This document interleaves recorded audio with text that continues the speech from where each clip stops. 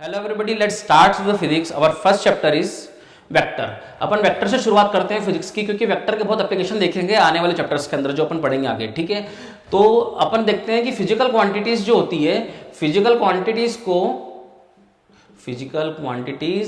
Can be classified as, physical quantity को तीन type की क्वांटिटी के अंदर या दो टाइप की क्वांटिटी के अंदर क्लासिफाइड किया है मेजरली। पहला जो नाम है वो है स्केलर क्वांटिटी। मतलब जितनी फिजिकल क्वांटिटीज को तीन कैटेगरी में डिस्क्राइब किया है। पहला तो हो गया अपना स्केलर क्वांटिटी। स्केलर क्वांटिटी के बारे में पहले अपन पढ़ लेते हैं। स्केलर क्वांटिटी क्या है? Those quantity which are described by its magnitude only, understood, and does not require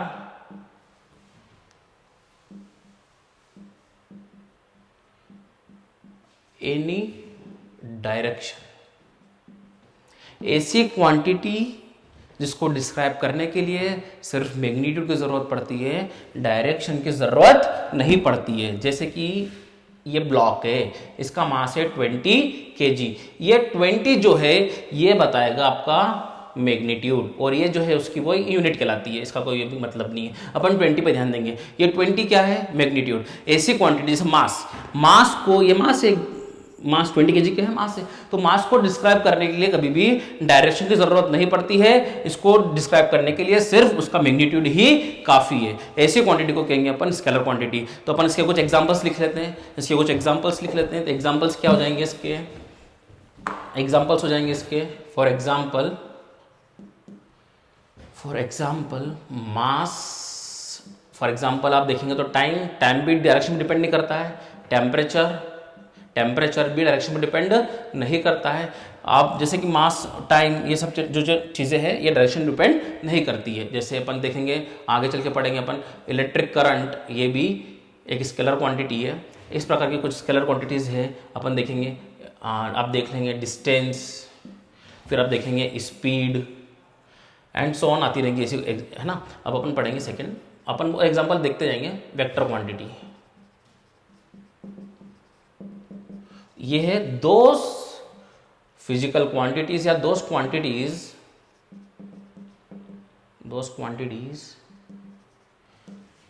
which requires magnitude and direction both, and they also obey the vectors या फिर vector addition law.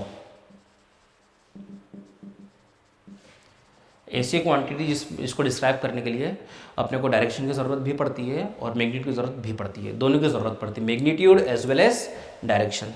For example, इसका example देखेंगे बेटा अपन। तो इसका example क्या हो जाएगा? For example, the example is displacement. आपने क्लास 9 में सुना होगा, मैं फिर से भी बताऊंगा। डिस्प्लेसमेंट, वेलोसिटी, फोर्स और बहुत सारी चीज़ें अपन आगे देखेंगे। तो एक थर्ड क्वांटिटी ये आती है, that is tensor. Tensor quantity के बारे में अपन यहाँ पे नहीं पढ़ेंगे, सिर्फ इसका एग्जाम्पल देख लो आप। Example is moment of inertia. इसको अपन बाद में पढ़ेंगे। बाद में क्यों पढ़ेंगे? क्योंकि मोमेंट ऑफ इनर्शिया आने वाले चैप्टर में पढ़ेंगे अपन आगे वाले, जैसे रोटेशनल मोशन चैप्टर आएगा, वहाँ अपन इसके बारे में डिस्कस करेंगे। अभी अपन ये देखते हैं, ठीक है। तो अभी जो कुछ मैंने चीज़ें लिखी है उसको नोट डाउन करो आप, उसके बाद अपन आगे बढ़ते हैं।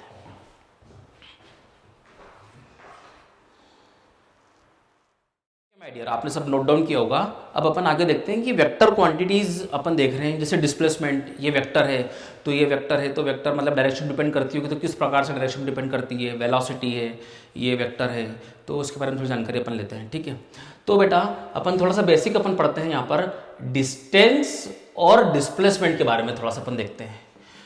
ये अपने को यहाँ पे नहीं पढ़ना है, ये आने वाले चैप्टर्स में पढ़ना है, लेकिन थोड़ा सा फिल देने के लिए वेक्टर का मैं आपको यहाँ पे पढ़ा रहा हूँ, ठीक है। तो what is distance? Distance is the path length followed by the particle, जैसे कि पार्टिकल यहां से चलना शुरू कर रहा है, यहां से चलना शुरू कर रहा है और जाके यहां पर रुक रहा है, ये हो गया इनिशियल पॉइंट, ये हो गया आपका फाइनल पॉइंट, ये हो गया इनिशियल और ये हो गया आपका final point. Is it clear? तो इसमें मैंने ये जो पाथ फॉलो किया है, इस पाथ लेंथ को अगर मैं मेजर करूंगा तो मुझे क्या मिलेगी? डिस्टेंस। लेकिन डिस्प्लेसमेंट के अंदर क्या है? The shortest distance, the shortest distance between initial and final position. तो इनिशियल और फाइनल में जो शॉर्टेस्ट लेंथ होगी, या जो शॉर्टेस्ट डिस्टेंस छोड़ दो, आप यहां पे शॉर्टेस्ट लेंथ लिख दो। शॉर्टेस्ट लेंथ जो होगी इनिशियल और फाइनल के बीच में, वो कहलाएगी क्या? डिस्प्लेसमेंट। तो जो शॉर्टेस्ट होती है ना दो पॉइंट के बीच में, वो होती है हमेशा क्या? Straight line. तो इनिशियल और फाइनल के बीच में जो स्ट्रेट लाइन होगी, हमेशा स्ट्रेट लाइन दो पॉइंट के बीच में एक शॉर्टेस्ट लेंथ होती है, और ये शॉर्टेस्ट लेंथ ही कहलाएगी क्या? डिस्प्लेसमेंट। ये क्या कहलाएगी? डिस्प्लेसमेंट। इज इट क्लियर क्या?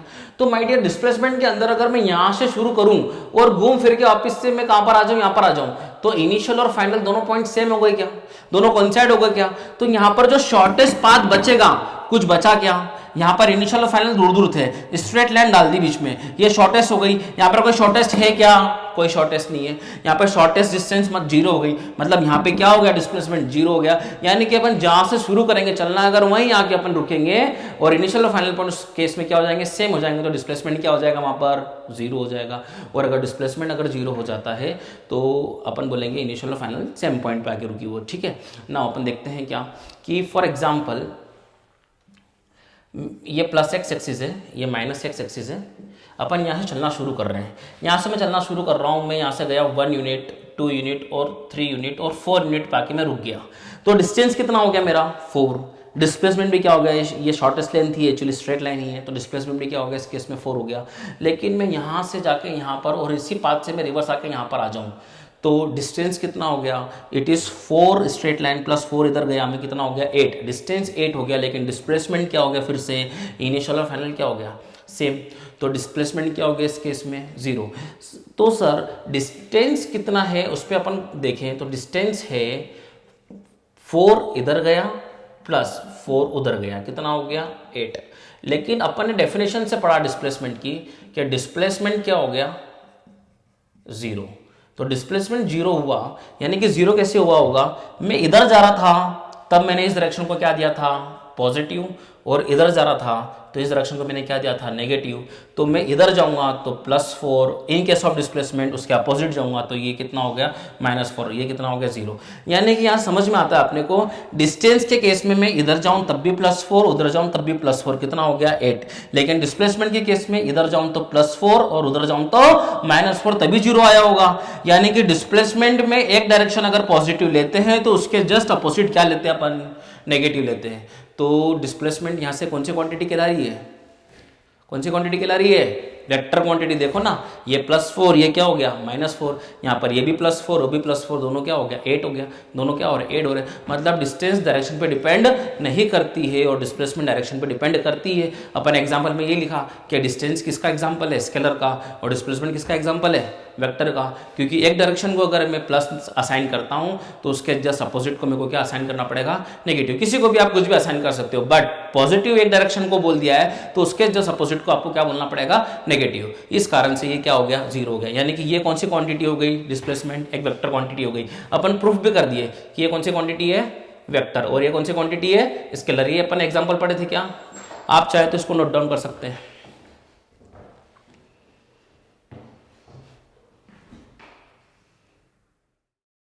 देखो कुछ एग्जांपल्स और डिस्कस करते हैं स्केलर वेक्टर के। अपन ने देखा था स्पीड। स्पीड को अपन ने बोला था क्या? स्केलर। और अपन ने वेलोसिटी, वेलोसिटी को क्या बोला था अपन ने? वेक्टर। तो वेलोसिटी वेक्टर है, स्पीड स्केलर है। कैसे, क्या समझते हैं इसको? अगर मैंने बोला कि स्पीड है यहां पर 5 मीटर पर सेकेंड, तो 5 मीटर पर सेकेंड हर जगह पर मैंने स्पीड देखी।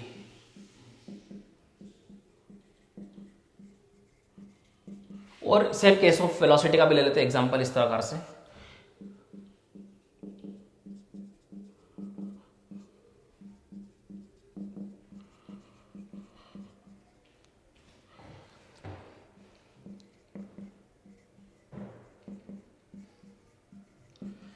मैंने बोला क्या ये स्पीड 5 मीटर पर सेकेंड है, तो क्या ये स्पीड यूनिफॉर्म है?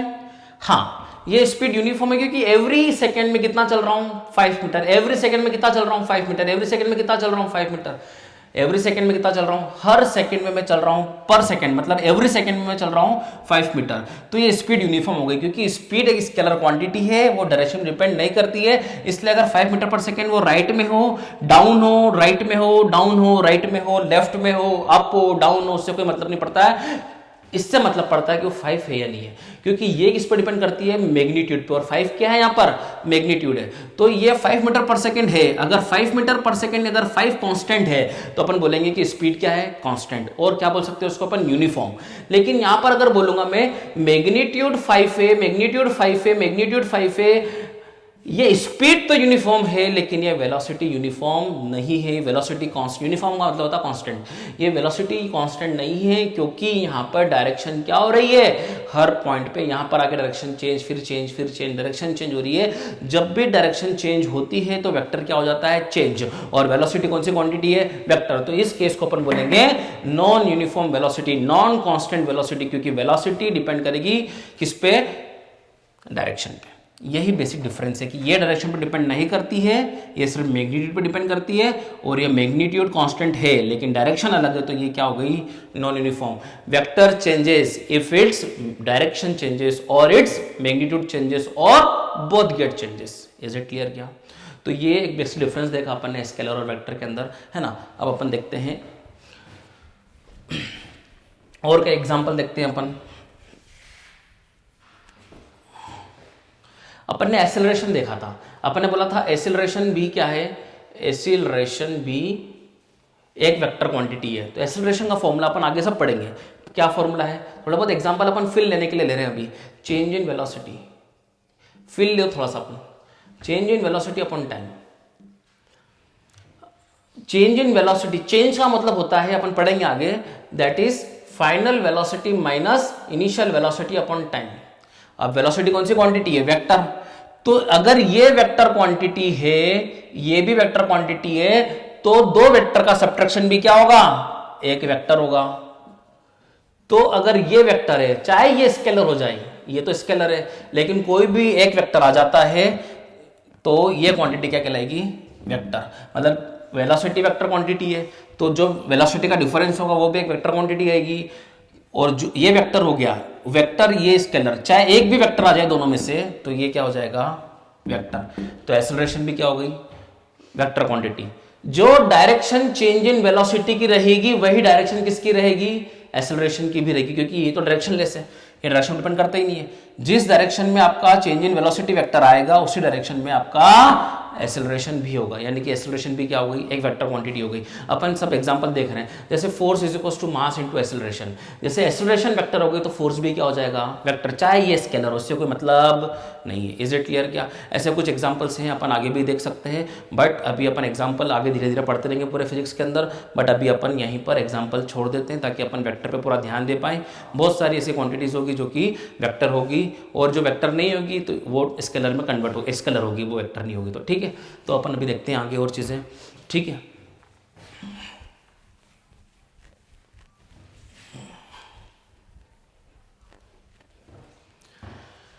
ठीक है, अपन पढ़ते हैं वेक्टर रिप्रेजेंटेशन।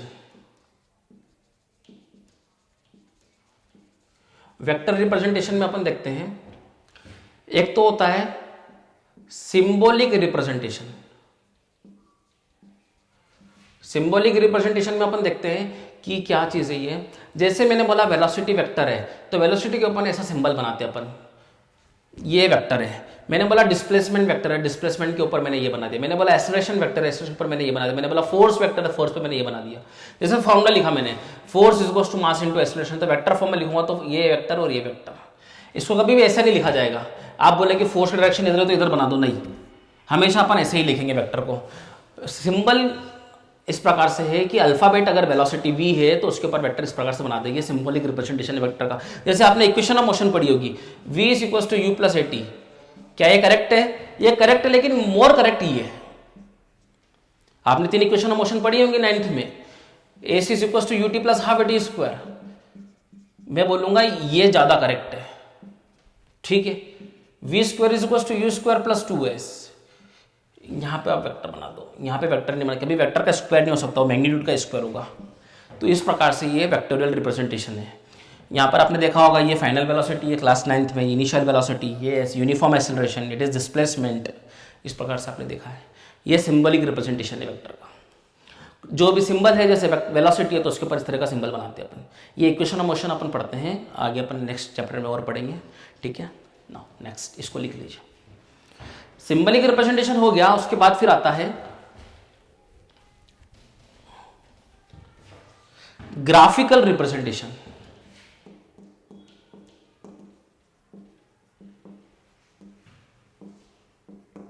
ग्राफिकल रिप्रेजेंटेशन में कैसा है, ये मैंने इनिशियल पॉइंट है, ये मेरा फाइनल पॉइंट है। तो जो इनिशियल पॉइंट है, ये इनिशियल पॉइंट है और ये मेरा फाइनल पॉइंट है। मतलब मैं यहां से शुरू कर रहा हूं और मैं यहां पे जा रहा हूं, मतलब। तो ये जो है टुवर्ड्स फाइनल जो होता है उसको अपन बोलते हैं हेड ऑफ द वेक्टर, और जो शुरू करते हैं उसको बोलते हैं अपन टेल ऑफ द वेक्टर।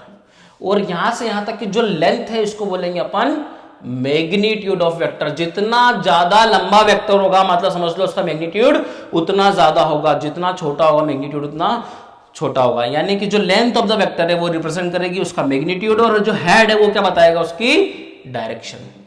ये ग्राफिकल रिप्रेजेंटेशन है। इज इट क्लियर क्या? ना, इसको लिख लो।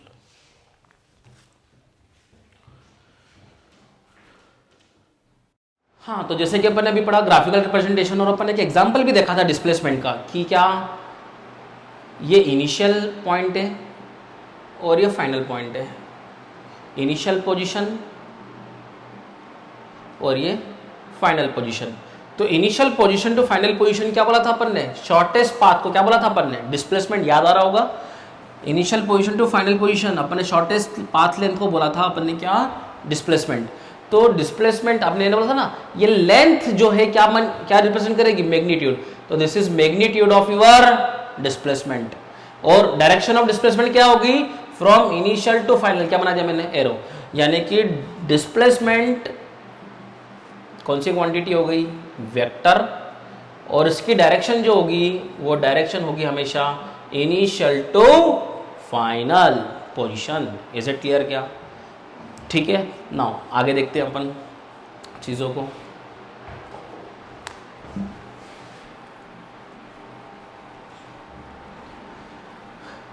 अब अपन पढ़ेंगे टाइप्स ऑफ वेक्टर्स। क्या पढ़ेंगे, टाइप्स ऑफ वेक्टर्स। तो देखते हैं बेटा, टाइप्स ऑफ वेक्टर्स में अपन पहला पढ़ते हैं पैरेलल वेक्टर्स। ये एक वेक्टर है, इसको असाइन कर दिया मैंने ए, तो क्या बना दूंगा, ए के ऊपर में एरो बना दूंगा, रिप्रेजेंटेशन। ये ए वेक्टर है, ये हो गया बी वेक्टर। ऐसे वेक्टर्स जिनकी डायरेक्शंस क्या रहे, सेम, तो वो क्या कहलाएंगे, पैरेलल। दोनों डायरेक्शन देखो सेम है, दोनों की डायरेक्शन क्या है, राइट। ये मतलब कि मान लो ऐसा बोल दे अपन, ये ईस्ट है, ये क्या है, वेस्ट है, नॉर्थ है, इट इज साउथ। तो दोनों डायरेक्शन क्या है, ईस्ट आ रही है। तो ऐसे वेक्टर्स जिनकी डायरेक्शन क्या होती है, सेम, तो अपन लिख देंगे सेम डायरेक्शन। ठीक है। दूसरा,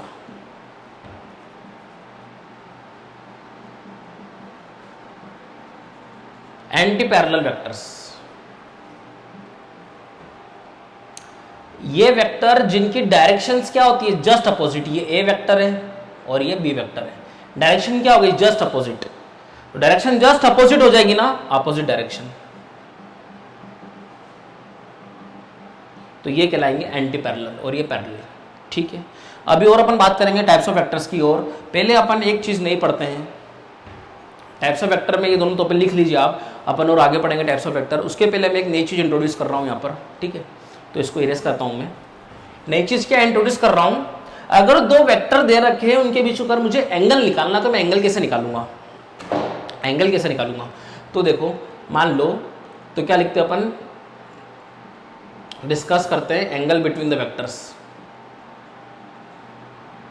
अगर मुझे ये दे दिया एक ए वेक्टर और मुझे ये दे दिया बी वेक्टर, और इनके बीच में एंगल दे दिया मुझे 120 डिग्री, तो बेटा मैं अगर बोलूंगा कि find the angle between vectors, तो अगर अपन आंसर 120 देंगे तो ये आंसर गलत होगा, क्योंकि अपन अब पढ़ने वाले हैं वैलिडिटी ऑफ एंगल, वैलिडिटी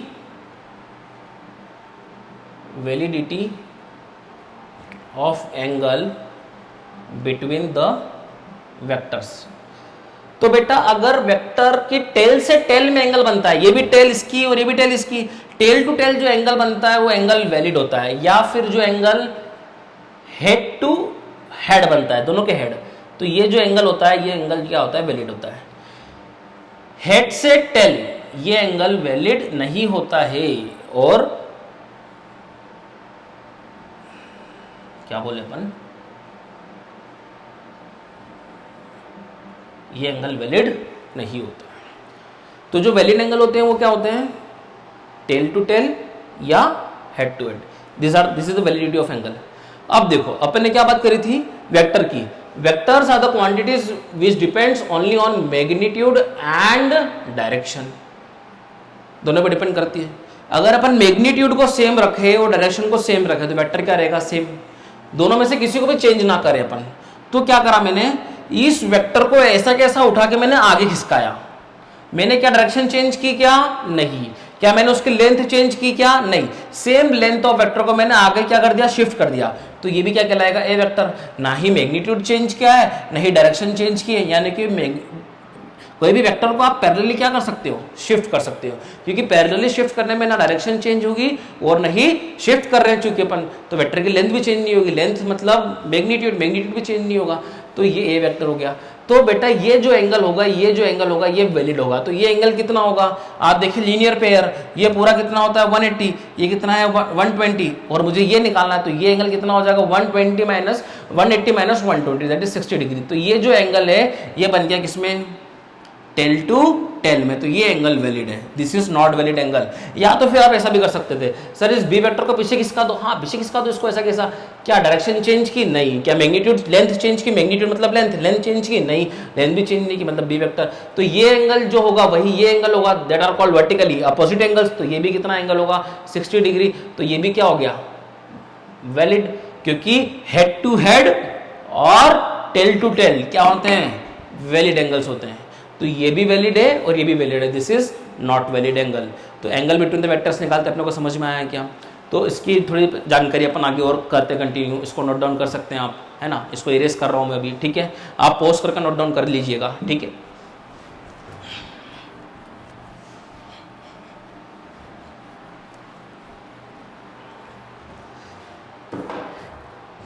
एक चीज ये बताओ सर कि ये ए वेक्टर है, इसमें अगर मैंने 2 का मल्टीप्लाई कर दिया, तो 2 का मल्टीप्लाई कर दिया तो लेंथ डबल हो जाएगी लेकिन डायरेक्शन वही रहेगी।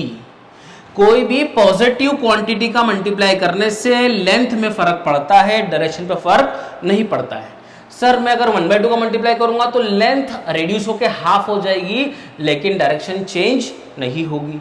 अगर मैं सर इसके अंदर -1 का मल्टीप्लाई करता हूं, मैं अगर -1 का मल्टीप्लाई करता हूं तो डायरेक्शन जस्ट अपोजिट हो जाएगी। Is it clear sir? अगर इसके अंदर -2 का मल्टीप्लाई करता हूं तो लेंथ डबल तो हो जाएगी और डायरेक्शन क्या हो जाएगी, चेंज।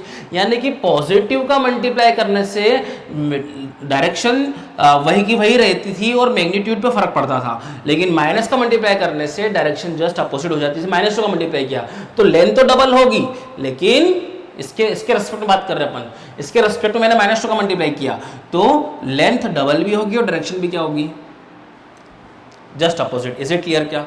नाउ इसमें अपन देखते हैं कि सर मेरे पास ये ए वेक्टर है और ये बी वेक्टर है। सर ये एंगल अगर 45 डिग्री है तो we have to find the angle between, क्या क्वेश्चन बोला है, क्वेश्चन लिख लीजिएगा, find angle between 2a vector and -b vector. तो बेटा 2a वेक्टर बनाना पड़ेगा। 2a वेक्टर क्या होगा, ये सेम वेक्टर लिख लो लेकिन डायरेक्शन क्या कर दो, डायरेक्शन सेम रख लो और लेंथ को क्या कर दो, डबल कर लो, ठीक है। नाउ -b बोलेंगे तो इसकी डायरेक्शन क्या हो जाएगी, जस्ट अपोजिट, तो ये हो गया -b। तो ये इसके पैरेलल है, ये भी इसके क्या है पैरेलल, की डायरेक्शन चेंज नहीं करना देती अपने को। तो ये अगर 45 है तो ये एंगल भी क्या होगा, क्योंकि दोनों लाइंस क्या है ये पैरेलल ही है। या फिर इसको नहीं समझ में आया तो इसको यहीं पर आगे बढ़ा लो, इसको पैरेलली यहाँ आगे बढ़ा लो, ये हो गया 2a वेक्टर, इसको पैरेलली सीधे सीधे यहाँ बढ़ा लो पीछे, ठीक है। लेकिन डायरेक्शन क्या करना पड़ेगी अपने को, अपोजिट करना पड़ेगी। और ये एंगल 45 था तो ये एंगल भी क्या रहेगा 45। This is a valid angle between a and b. Is it clear क्या? क्योंकि पैरेलल अगर शिफ्ट कर रहे हैं तो ये करस्पॉन्डिंग एंगल है, तो ये भी, ये दोनों करस्पॉन्डिंग एंगल का पेयर है, ठीक है। ये 45 तो ये भी 45 रहेगा। This is the right answer, valid angle हो गया है, ठीक है। तो इस तरह तरीके के और क्वेश्चंस देखते हैं अपन। एक क्वेश्चन ये देख लो, इसी के अंदर अपन चेंज कर लेते हैं, ये क्वेश्चन लिख लेना पहले आप। इसके अंदर कर लेते हैं अपन यहाँ पर सर 2b कर लेते हैं। तो 2b अगर करते हैं तो सर क्या हो जाता है, ये a है तो इसको डबल कर दिया तो ये 2a हो गया सर। एक्जैक्टली मेजरमेंट नहीं करना है आपको, सिर्फ करना है इस तरीके से। ये 2a हो गया, ये b है तो 2b कैसे होगा सर, 2b ऐसे कैसे आगे बढ़ जाएगा, डबल मैग्नीट्यूड हो गया ये, ठीक है। अब सर ये 45 तो क्या ये वैलिड है? नहीं सर ये वैलिड नहीं है। तो सर इसको आगे खींच देंगे, इसको आगे बढ़ा सकते हैं, क्योंकि अपन ने अभी पढ़ा कि पैरेलल शिफ्टिंग हो सकती है वेक्टर की, डायरेक्शन चेंज नहीं हो रही है और ना ही कोई दिक्कत है, ठीक है। तो ये पूरा लीनियर पेयर है, ये अगर 45 हुआ तो ये कितना होगा 135 डिग्री, और this is the valid angle between, क्योंकि टेल टू टेल मिल रही है यहाँ पर। आंसर क्या आ गया, सही आ गया। इज इट क्लियर क्या? मतलब एंगल बिटवीन द वेक्टर्स निकालना अपने को समझ में आ रहा है। Is it clear? नाउ अपन क्या पढ़ रहे थे, अपन टाइप्स ऑफ वेक्टर पढ़ रहे थे। अपन वहाँ से छोड़ के यहाँ पे क्यों आए, क्योंकि मेरे को एक चीज़ बतानी थी आपको। टाइप्स ऑफ वेक्टर के अंदर अपन ने पढ़ा था पहला पैरेलल वेक्टर पढ़ा था। क्या पढ़ा था अपन ने? Parallel vector. पैरेलल वेक्टर के बारे में क्या पढ़ा था? ऐसे वेक्टर जिनकी डायरेक्शन क्या रहेगी, सेम रहेगी। डायरेक्शन क्या रहेगी? डायरेक्शन सेम रहेगी। तो मैंने बोला था ये ए वेक्टर है और ये बी वेक्टर है। तो मुझे अगर बोल दे कि find the angle between parallel vectors, तो मैंने क्या बोला था, किसी भी वेक्टर को आप पैरेलली क्या कर सकते हो, शिफ्ट कर सकते हो। तो इसको पैरेलली शिफ्ट मैंने कहाँ कर दिया, यहाँ कर दिया। देखो डायरेक्शन चेंज की क्या, डायरेक्शन अभी भी राइट में है इसकी, और क्या लेंथ चेंज की क्या, लेंथ भी चेंज नहीं की। तो ये भी क्या हो गया, ए वेक्टर। ए और बी के बीच में जो एंगल है वो एंगल क्या आ रहा है अभी, 0 डिग्री। तो angle between the parallel vector is always 0 degree. Is it clear क्या? फिर सेकेंड अपन ने बात की थी क्या, फिर से मैं लिखा देता हूँ, एंटी पैरेलल वेक्टर्स की बात की थी बेटा अपन ने। अपोजिट डायरेक्शन, ऐसे वेक्टर्स की डायरेक्शन क्या रहेगी, जस्ट अपोजिट। तो ये हो गया ए वेक्टर, ये हो गया बी वेक्टर। तो बेटा इसको पैरेलली शिफ्ट करना है। कहाँ शिफ्ट करना है सर? या तो टेल पे शिफ्ट करो, या उसके मतलब आपको क्या करना था, वैलिड एंगल क्या थे, टेल टू टेल या हेड टू हेड। तो इसको टेल पे शिफ्ट करूंगा तभी तो मेरे को वैलिड एंगल मिलेगा। अगर इसको मैं यहाँ शिफ्ट करूंगा तो मुझे वैलिड एंगल मिलेगा क्या? नहीं, क्योंकि टेल टू टेल वैलिड होता है या तो हेड टू हेड वैलिड होता है। तो यहाँ पर ये वैलिड एंगल है टेल टू टेल। तो मैंने इसको उठा के काट शिफ्ट कर दिया इसकी टेल पे।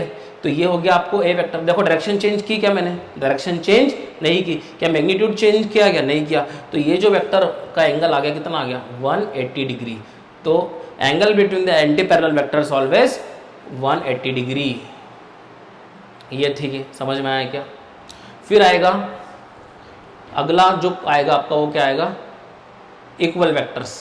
इक्वल वेक्टर्स पैरेलल वेक्टर्स ही होते हैं, बट इनका जो मैग्नीट्यूड वाला पोर्शन होता है वो भी क्या होता है, मैग्नीट्यूड वाला पोर्शन भी क्या होता है, सेम होता है। मतलब इन दोनों की लेंथ भी क्या रहेगी, सेम।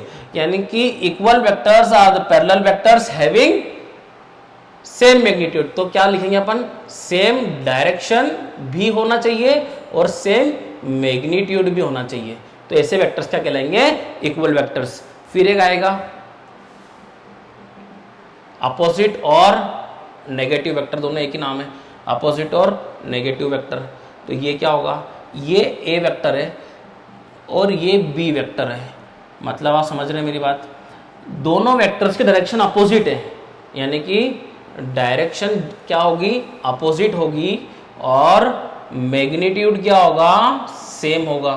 तो ऐसे वेक्टर्स कहलाएंगे क्या, अपोजिट और नेगेटिव वेक्टर्स। यहां मैं लिखूंगा ए vector is equal to B vector, क्योंकि वेक्टर के अंदर दो चीजें, मैग्नीट्यूड और डायरेक्शन। तो ए का मैग्नीट्यूड बी के मैग्नीट्यूड से सेम है क्या, हाँ। क्या ए की डायरेक्शन बी की डायरेक्शन सेम है क्या, हाँ। ये ए वेक्टर बराबर बी वेक्टर अपन तभी लिख पाएंगे जब डायरेक्शन भी सेम होगी और मैग्नीट्यूड भी सेम होगा।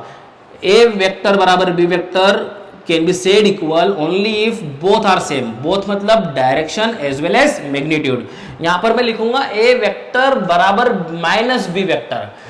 ए वेक्टर बराबर माइनस बी वेक्टर का मतलब ये है कि ए और बी का मैग्नीट्यूड तो सेम है, लेकिन नेगेटिव लगाने से क्या होगा, डायरेक्शन क्या होगा, जस्ट अपोजिट। तो ये लिखा जाएगा ए वेक्टर बराबर माइनस बी वेक्टर। तो बेटा इन दोनों में एंगल कितना हुआ, दीज आर द पैरेलल्स, तो इसको इस पे शिफ्ट करेंगे तो एंगल क्या मिलेगा, 0 डिग्री। तो ये हो गया 0 डिग्री। इसमें angle between the equal vectors is 0 degree, ठीक है। अपोजिट में इसको यहाँ शिफ्ट करेंगे, एंगल कितना आ जाएगा, 180 डिग्री। तो एंगल बिटवीन अपोजिट और negative vectors is 180 degree. Is it clear क्या? तो ये 4 टाइप के वेक्टर्स अपन ने पढ़े, अपन और अभी पढ़ रहे हैं, पहले इसको नोट डाउन कर लो।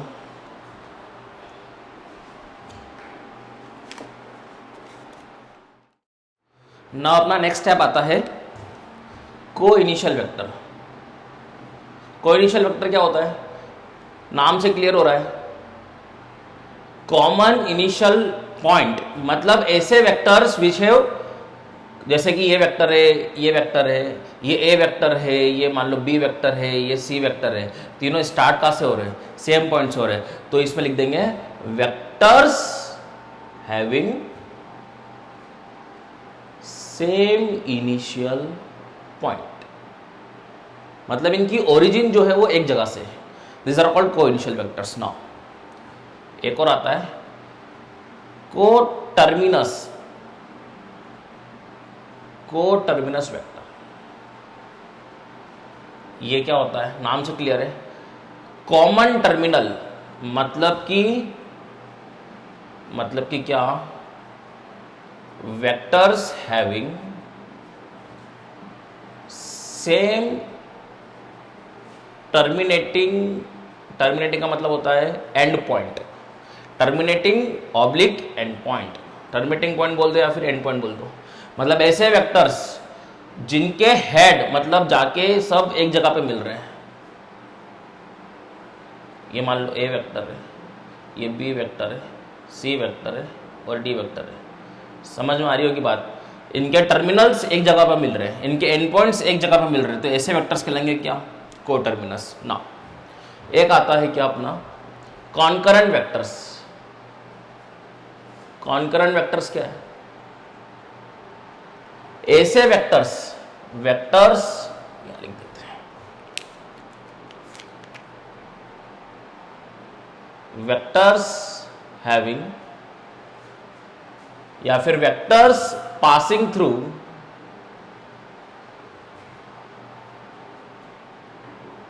अ common point, vectors passing through a common point.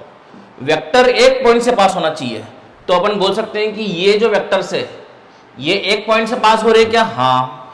ये जो वेक्टर्स है ये क्या एक पॉइंट से पास हो रहे हैं क्या, हाँ। यानी कि को इनिशियल और ये क्या है को टर्मिनस, दोनों के दोनों वेक्टर्स क्या हो रहे हैं, एक पॉइंट से पास हो रहे हैं, यानी कि ये दोनों मिला के क्या बोल देंगे अपन, कॉन्करेंट वेक्टर्स। ये क्या आ गया उसके अंदर, को इनिशियल भी कॉन्करेंट है और को टर्मिनस भी क्या है, कॉन्करेंट है। ये दोनों को मिला के अपन क्या बोल देंगे, इन दोनों को मिला के अपन क्या बोल देंगे, कॉन्करेंट वेक्टर्स। क्योंकि ये दोनों के दोनों वेक्टर्स क्या हो रहे हैं, एक पॉइंट से पास हो रहे हैं। एक पॉइंट से निकलने वाले वेक्टर्स सेम इनिशियल पॉइंट को इनिशियल, एक पॉइंट पे मिलने वाले को टर्मिनस, और ये दोनों के दोनों केस क्या होने हैं, this vectors are passing through a common point, this vectors are passing through a common point, ये दोनों मिला के क्या हो गए, coterminous, sorry concurrent vectors. ऐसे वेक्टर्स जो एक पॉइंट से पास होंगे उनको अपन बोलेंगे कॉन्करेंट वेक्टर्स। तो को इनिशियल और को टर्मिनस दोनों मिला के क्या हो गए, को टर्मिनस, ये दोनों मिला के क्या हो गए, अपने कॉन्करेंट वेक्टर्स हो गए। इज इट क्लियर क्या, नोट डाउन करो इसको।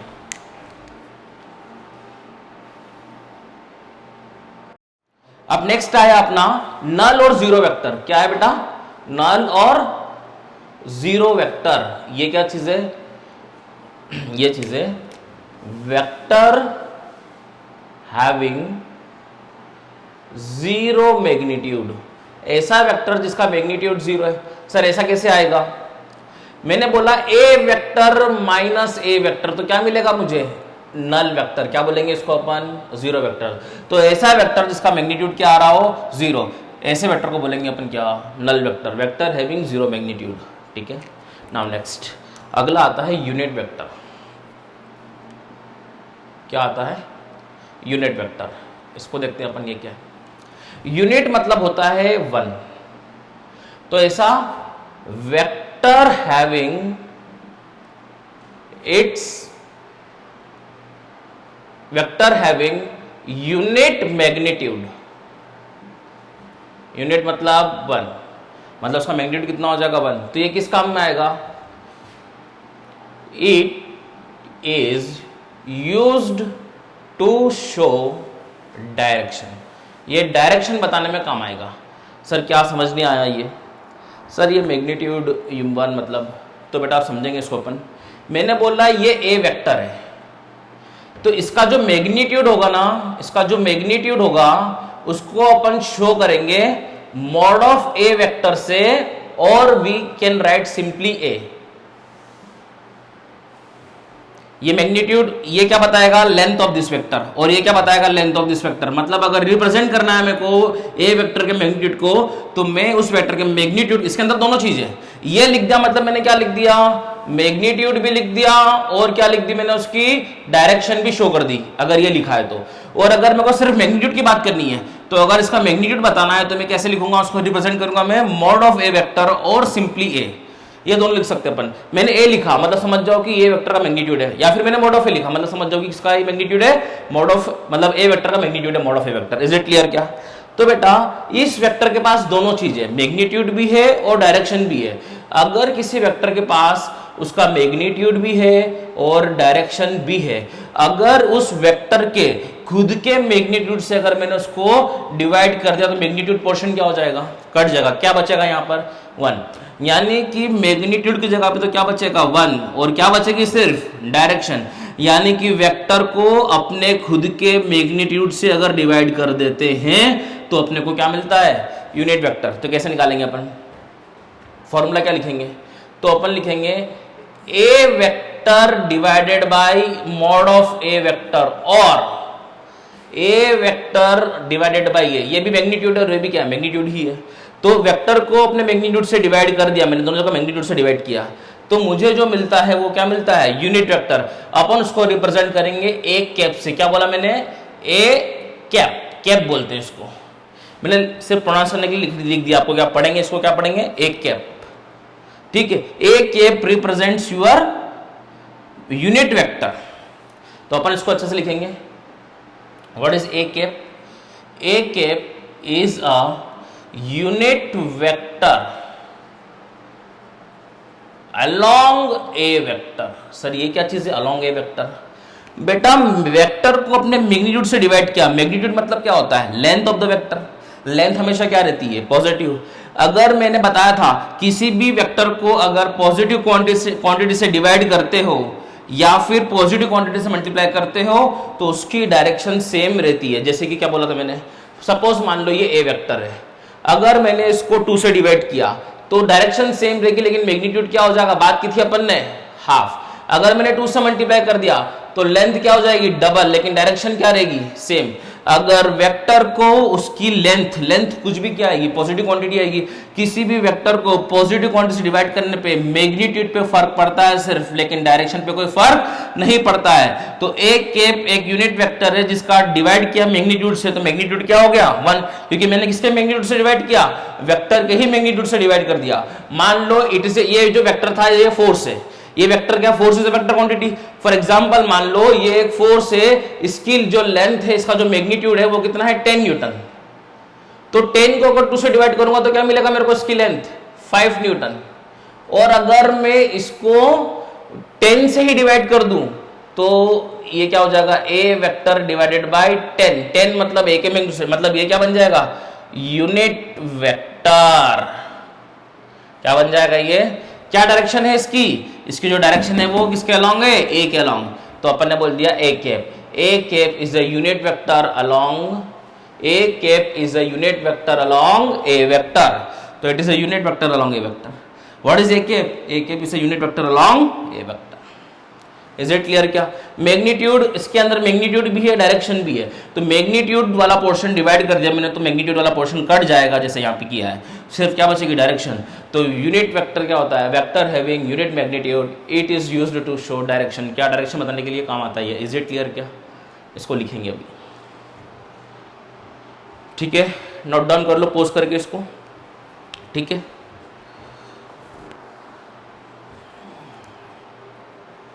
Is it clear?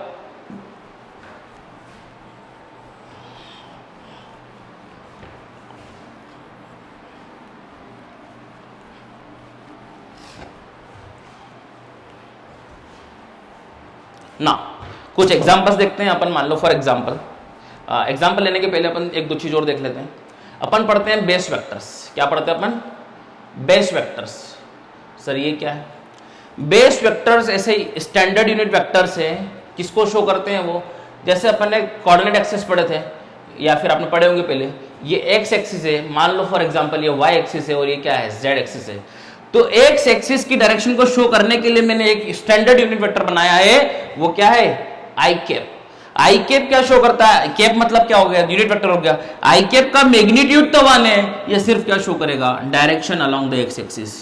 J cap यहां पर लिख देंगे अपन, तो जे कैप क्या डायरेक्शन शो करेगा? It is a unit vector along y axis. K cap क्या होगा? It is a unit vector along z axis. वैसे ही अगर इसके अपोजिट आता है तो इधर माइनस एक्स क्या हो जाएगा? माइनस आई कैप, माइनस जे हो जाएगा, और इधर पीछे आएंगे तो क्या हो जाएगा? ये समझ में आया क्या चीज है? It is coordinate axis. ये क्या है आपका? X axis. ये क्या है आपका? Y axis. और ये क्या है? Z axis. तो एक्स एक्सिस की तरफ अपन ने क्या शो किया? I cap. ये क्या शो किया अपन ने? J cap. और ये क्या शो किया अपन ने? के कैप। कोई भी चीज इसके अंदर अपन लिखेंगे आई कैप लिखेंगे, इसके अंदर लिखेंगे तो क्या लिखेंगे? जे कैप, और इसके अंदर लिखेंगे तो क्या लिखेंगे? के कैप। इसके जस्ट अपोजिट पीछे आएंगे तो लिखेंगे माइनस के कैप, इसके जस्ट अपोजिट इधर आएंगे तो क्या लिखेंगे? माइनस आई कैप, इसके जस्ट नीचे आएंगे अपन तो लिखेंगे क्या हो जाएगा? Minus J cap. Is it clear क्या? तो ये स्टैंडर्ड यूनिट वेक्टर्स है, इनको अपन बेस वेक्टर्स बोला है। ठीक है, एक्स एक्सिस के अंदर आई कैप, इधर जे कैप, इधर के कैप। ठीक, इसको नोट डाउन करो, फिर समझते हैं इसके बारे में। अगर मान लो मुझे एक कोऑर्डिनेट दिया है, क्या कोऑर्डिनेट दिया है? एक कोऑर्डिनेट दिया है 2, 3, 4। क्या कोऑर्डिनेट दिया है? मान लो मेरे को यहां लिख देता हूं मैं, आई हैव अ कोऑर्डिनेट 2, 3, 4। तो मेरे को इसको प्लॉट करना है। प्लॉट कैसे करूंगा? 2 लिखा है, 2 किधर लिखा है? एक्स में, तो मैं 1 और 2 किधर जाऊंगा? मैं एक्स में जाऊंगा।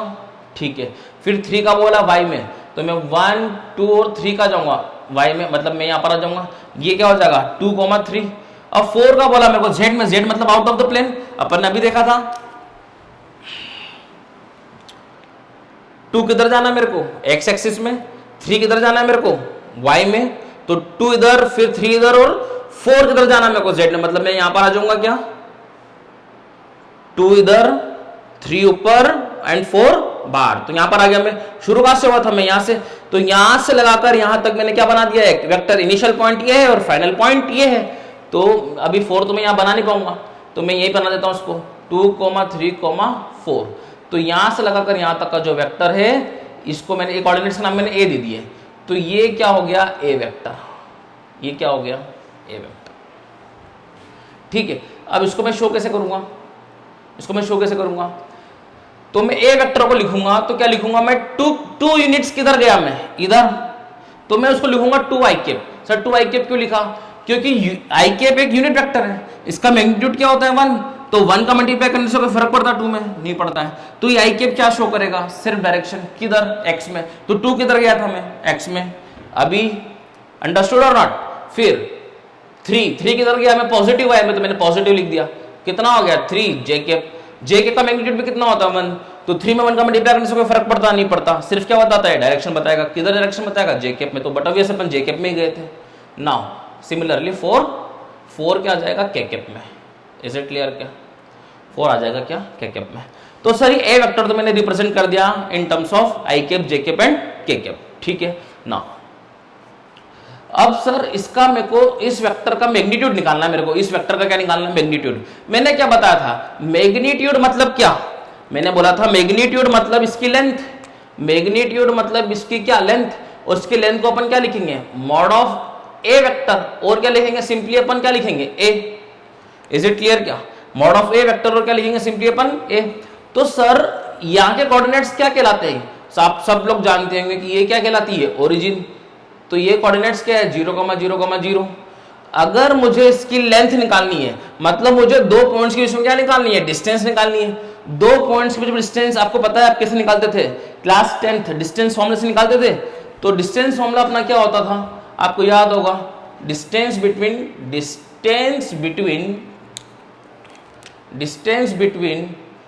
2 पॉइंट्स, क्या फॉर्मूला था बेटा? ये सिर्फ मैं सिखा रहा हूँ, ये लगाना नहीं, सब कंसेप्ट सिखा रहा हूँ, ठीक है।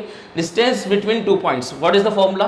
द फॉर्मूला इज, ये लिख देते हैं, the formula is root over x2 minus x1 का whole square plus y2 minus y1 का होल स्क्वायर। आपने यहाँ तक शायद पढ़ा होगा, पर अगर 3 कोऑर्डिनेट्स होते हैं x, y, z, तो इसको एक्सटेंड कर देते हैं, it is z2 minus z1 का होल स्क्वायर, ठीक है ना। डिस्टेंस निकालते हैं अपन, तो कोऑर्डिनेट क्या है? इसको मैंने x2 बोल दिया, इसको मैंने x1, इसको मैंने बोल दिया x2 y2 एंड z2, इसको मैंने बोल दिया x1 y1 एंड z1। तो क्या करेंगे?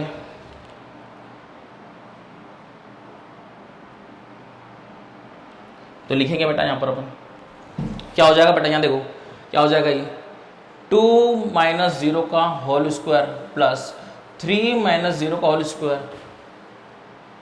4 माइनस 0 का होल स्क्वायर, यानी कि एट द एंड क्या आ गया मेरे पास? ओनली 2 स्क्वायर, 3 स्क्वायर और 4 स्क्वायर। यानी कि अगर मुझे इसकी लेंथ निकालनी है तो मैं हमेशा इनके स्क्वायर्स कर दूंगा, मुझे ये सब करने की जरूरत नहीं है। मैंने तो ये सब इसलिए क्या था, क्योंकि मेरे को दिखाना था कि डिस्टेंस बिटवीन 2 पॉइंट से लेंथ आएगी इसकी, और लेंथ कैसे निकालते हैं किसी भी वेक्टर का। अगर मेरे पास मान लो फॉर एग्जांपल मेरे पास वेक्टर है ai plus bj plus ck, तो मैं मॉड ऑफ ए वेक्टर कैसे निकालूंगा? Root over A square plus B square plus C square. अपन ने इसका क्या बना दिया? फॉर्मूला बना दिया। लेकिन वो फॉर्मूला आया कैसे? आपको समझ में आ गया क्या? डिस्टेंस बिटवीन 2 पॉइंट्स निकाला तो उसका लेंथ आया, और लेंथ ऑफ वेक्टर ही उसका मैग्नीट्यूड होता है, जो मैं अभी तक बता रहा था वो अभी प्रूफ हो गया। ये क्या है? डिस्टेंस बिटवीन 2 पॉइंट्स मतलब इसकी लेंथ। डिस्टेंस मतलब क्या? लेंथ। और लेंथ ऑफ वेक्टर का फॉर्मूला क्या बन गया? Root over A square plus B square plus C square. तो यहाँ से निकालते हैं तो कितना आता है? It is 4 plus 9 plus 16, it is 29, ठीक है ना। तो ये क्या हो गया? इसको अपन क्या लिखेंगे? मॉड ऑफ ए वेक्टर, और वी कैन सिंपली राइट ए, ठीक है। अब सर मुझे क्या निकालना है? यूनिट वेक्टर निकालना है। क्या निकालना है? Unit vector. तो यूनिट वेक्टर का फॉर्मूला क्या होता है? A vector upon mod of A vector, A vector upon mod of A vector. तो सर यहाँ पर कितना है मेरे पास vector? 2ik plus 3jk plus 4k upon root over 29, ठीक है। इसको अपन ऐसा भी लिख सकते हैं, इसको अपन ऐसा भी लिख सकते हैं 2 upon root 29 ik plus 3 upon root 29 jk plus 4 upon root 29 k। ये आ गया यूनिट वेक्टर। सर क्या इसका मैग्नीट्यूड 1 आएगा? बेटा 1 आएगा, चेक करने की जरूरत नहीं है, अगर करना भी है तो करके देख लो। Mod of A cap, what is the formula? इसका स्क्वायर और इसका square, that is 4 upon 29, 9 upon 29 plus 16 upon 29। तो mod of A cap is 29 upon 29, mod of A cap is 1। तो चेक करने की जरूरत नहीं है, मैंने सिर्फ आपके लिए सिर्फ बता दिया है कि हाँ मॉड ऑफ जो ए कैप आ रहा है उसका मैग्नीट्यूड हमेशा 1 आता है। मतलब कोई भी यूनिट वेक्टर बोल दे आपको तो उसका मैग्नीट्यूड मान लेना है कि 1 आएगा, 1 आएगा ही आएगा, क्योंकि आपने खुद के मैग्नीट्यूड से डिवाइड कर दिया उसको। तो मैग्नीट्यूड बचा क्या? कुछ नहीं बचा। क्या बचेगा? कट के 1 बचेगा। इज इट क्लियर क्या ना? यहाँ तक की चीज़ें क्लियर है क्या? Is it clear to you everybody? इसको लिख ले, ठीक है। मैंने प्रूफ किया कि अपन जैसे कि सर यहाँ पे माइनस आएगा तो क्या करना है? बेटा माइनस बी का स्क्वायर भी तो वही होगा। यहाँ पे कर लो, यहाँ पे क्या हो गया? मान लो -3 हो गया, तो -3 का स्क्वायर भी तो कितना होना है? 9 ही होना है। ऐसे क्लियर क्या? तो माइनस है चाहे कुछ आए, अपना फॉर्मूला बन जाएगा root over A square plus B square plus C square. Formula कैसे आया? Distance between 2 points, it is the distance between 2 points, it is length of that vector जो अपने बनाया था यहाँ से यहाँ तक का, और लेंथ ऑफ द वेक्टर का फॉर्मूला ये बन गया। इज इट क्लियर क्या? दोनों तरफ से प्रूफ भी हो गया। Is it clear? इसको नोट डाउन करें, आगे पढ़ते हैं फिर।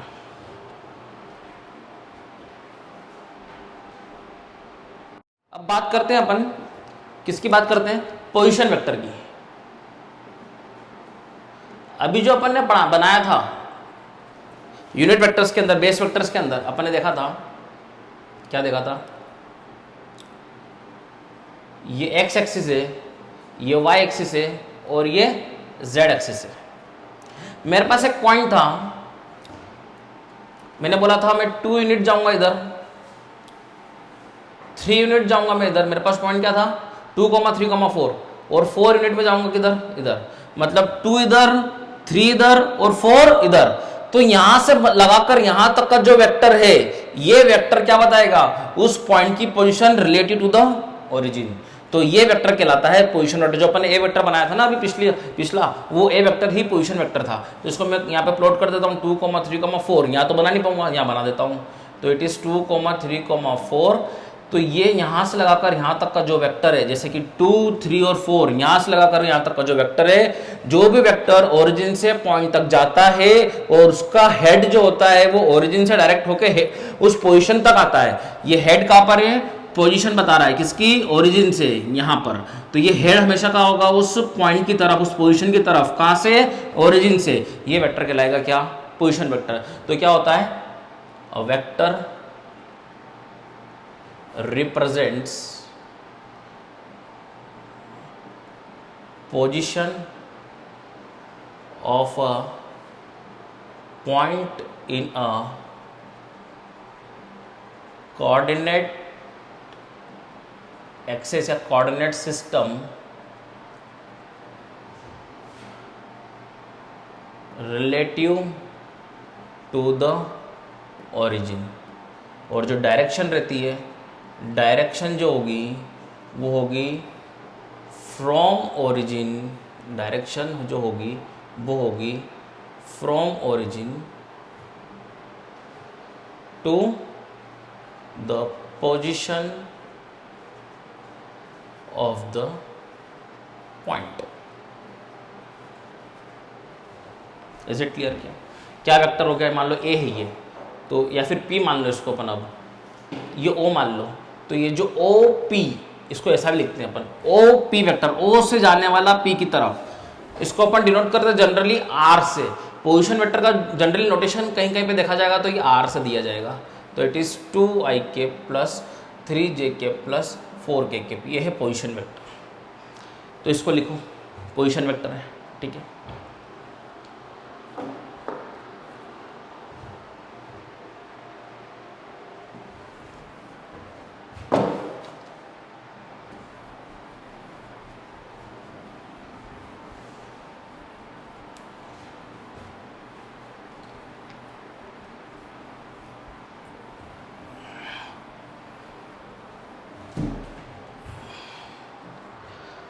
अब देखते हैं अपन क्वेश्चन, देखते हैं। क्वेश्चन दिया है, if a vector is equal to 0.2ik plus 0.4jk plus ck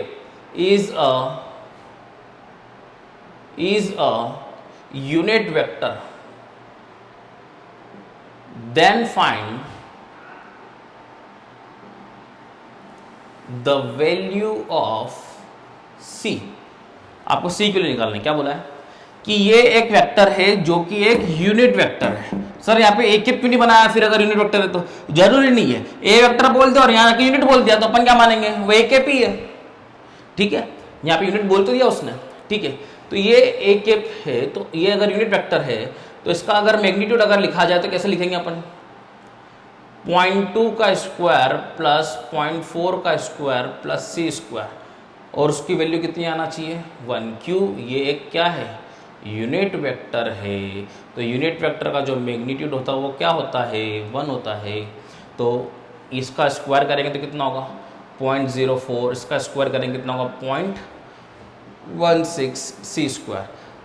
ये स्क्वायर है तो उधर रूट, स्क्वायर रूट है तो उधर स्क्वायर हो जाएगा। तो 1 का स्क्वायर इज 1, या 1 का स्क्वायर है विच इज़ 1, ठीक है।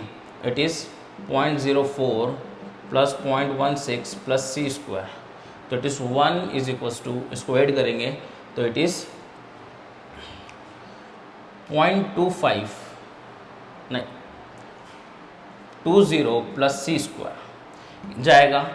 1 minus 0.2 is equals to c square. c is equals to कितना हो जाएगा, 0.8, ठीक है। तो c इज इक्वल टू कितना होगा, √/0.8। ये वैल्यू आ गई c की। ठीक है, नोट डाउन करें इसको।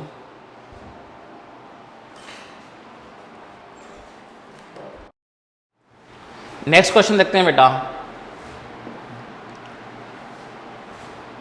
If a vector is 2ik plus 3jk plus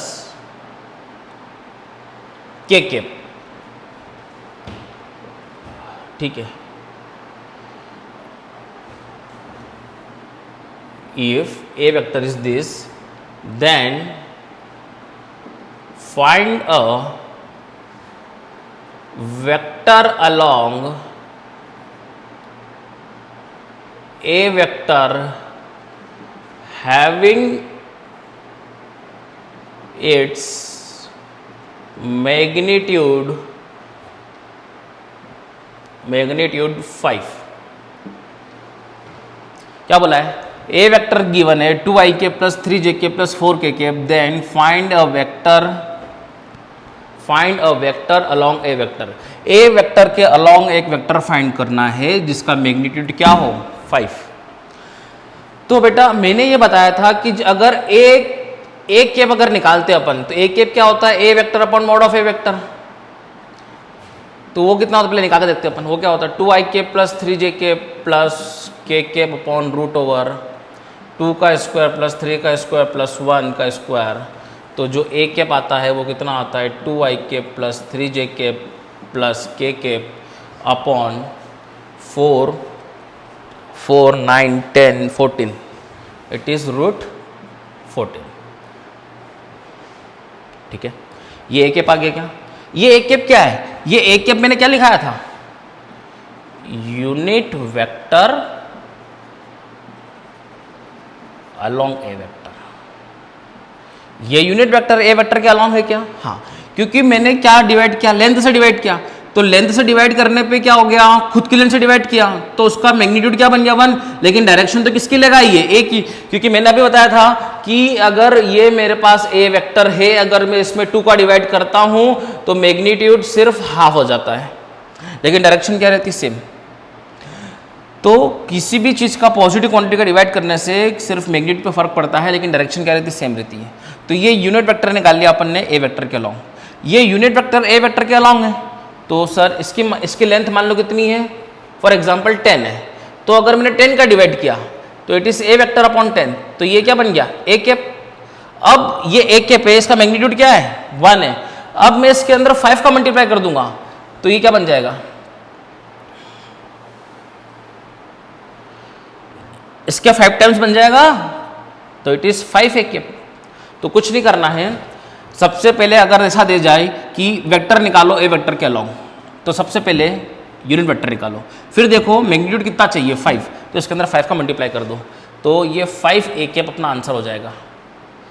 क्यों 5 का मल्टीप्लाई किया, क्योंकि इसका मैग्नीट्यूड यूनिट है, 5 का मल्टीप्लाई करने से इसका मैग्नीट्यूड कितना बन जाएगा, 5 टाइम्स। लेकिन डायरेक्शन किसकी लेगा, ए केप की, और ए केप डायरेक्शन किसकी लेगा, ए वेक्टर की। यानी कि अपन ने 5 ए केप क्या निकाल दिया, it's a unit vector, it is a vector along, it is a vector जो निकालना था मेरे को, किसके अलोंग है वो, ए वेक्टर के अलोंग है। इज इट क्लियर क्या, तो it is 5 multiply by 2ik plus 3jk plus k upon √14 is our answer. ध्यान से समझो क्या किया, अपन ने पढ़ा था ए केप कौन सा वेक्टर है, ए केप एक यूनिट वेक्टर है ए के अलोंग, जिसका मैग्नीट्यूड कितना है, 1। तो अपने को बोला था कि ए वेक्टर के अलोंग एक वेक्टर फाइंड करना है जिसका मैग्नीट्यूड यूनिट नहीं चाहिए मेरे को, यूनिट चाहिए तो फिर ये आंसर हो जाता, उसका मैग्नीट्यूड मुझे 5 चाहिए। तो यूनिट में 5 का मल्टीप्लाई करने से कितना होता, मैग्नीट्यूड 5 टाइम्स हो जाएगा क्या, तो ये मैग्नीट्यूड 5 टाइम्स हो गया। इसका मैग्नीट्यूड नहीं आगे देखो 5 आएगा, क्योंकि इसका मैग्नीट्यूड तो क्या आ रहा है, 1, इसका मैग्नीट्यूड कितना आएगा, 5। इसका मैग्नीट्यूड देखना 1 आएगा, ठीक है, क्योंकि यूनिट वेक्टर है ये। इसका मैग्नीट्यूड कितना आएगा, 1। तो 5 का मल्टीप्लाई करने से मैग्नीट्यूड कितना हो गया, 5 times. Is it clear now, ठीक है, नोट डाउन करो इसको। नेक्स्ट टाइप अपने पास आता है कोप्लेनर वेक्टर। कोप्लेनर वेक्टर नाम से क्लियर हो रहा है बेटा, वेक्टर्स हैविंग कॉमन प्लेन। कितने प्रकार के प्लेन होते हैं बेटा अपने पास 3 प्रकार के प्लेन होते हैं।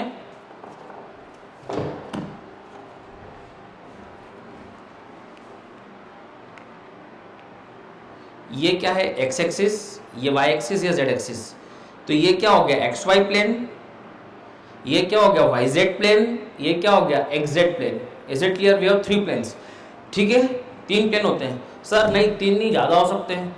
तो बेटा ऐसा नहीं है कि जितनी क्यूब की फेसेस होगी, क्यूबॉइड की फेसेस होगी, प्लेन हो गए। ये प्लेन सेम प्लेन है, क्योंकि अगर पैरेलल प्लेन है तो उनको अपन सेम नाम देंगे।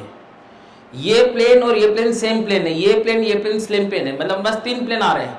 कैसे 3 प्लेन आ रहे हैं? ऐसा देखो, एक प्लेन ये आ रहा है, एक प्लेन ये आ रहा है और एक प्लेन ये आ रहा है, तो 3 प्लेन है। क्योंकि इस प्लेन की काउंटिंग कर ली तो फिर इसकी नहीं करूंगा, इसकी कर ली तो फिर इसकी नहीं करूंगा, इसकी कर ली तो फिर इसकी नहीं करूंगा। We have only 3 planes with us, standard 3 plane है अपने पास, X Y, X Z and Y Z. Is it clear क्या ना? इनको बना लेते बोर्ड पे अपन।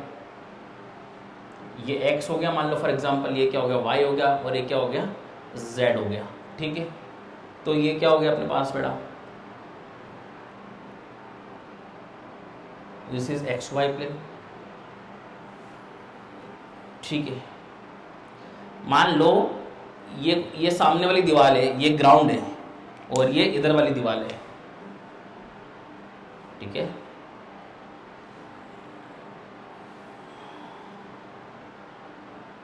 We have 3 planes with us. तो यहां पे बनने वाले सारे वेक्टर्स, चाहे डायरेक्शन कुछ हो, लेकिन सेम प्लेन में लाई कर रहे हैं, दे आर कोप्लेनर। यहां पे लाई करने वाले सारे वेक्टर्स क्या कहलाएंगे? कोप्लेनर। यहां पे लाई करने वाले सारे वेक्टर्स क्या कहलाएंगे? कोप्लेनर। बट ये और ये हो गए तो it is non coplanar. Is it clear क्या? ये कोप्लेनर है, ये और ये नॉन कोप्लेनर है, ये और ये भी नॉन कोप्लेनर है, ठीक है क्या? तो ये कोप्लेनर वेक्टर्स देख लो, ठीक है। कोप्लेनर वेक्टर्स के बाद आता है अपने पास, कोप्लेनर वेक्टर्स के बाद अपने पास आता है पोलर वेक्टर्स।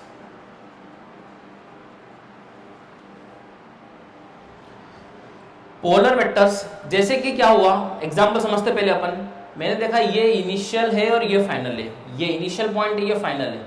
मैंने बोला था यहां से यहां तक का जो शॉर्टेस्ट पाथ होगा वो क्या होगा? डिस्प्लेसमेंट। और डायरेक्शन ऑफ डिस्प्लेसमेंट क्या होती है? From initial to final, from initial to final. ये क्या हो गया अपना? इनिशियल टू फाइनल क्या हो गया? ये डिस्प्लेसमेंट वेक्टर हो गया, ठीक है ना। जैसे मैंने बोला ये बॉडी है, इस पे मैं फोर्स लगा रहा हूं इधर, ठीक है, ये फोर्स है।